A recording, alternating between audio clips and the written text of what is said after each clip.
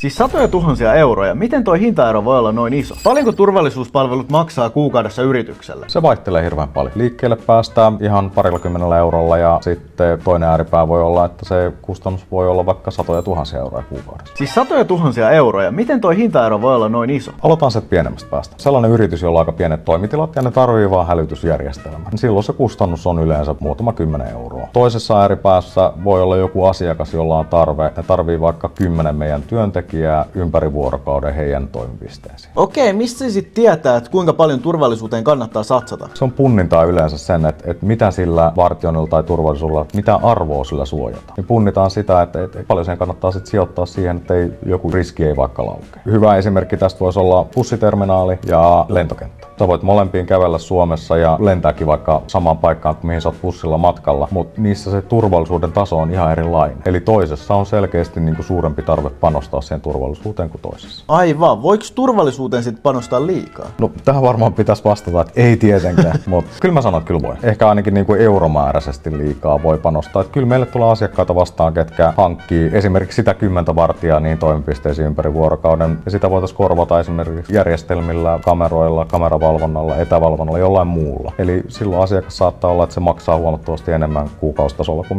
mitä ehkä kannattaisi.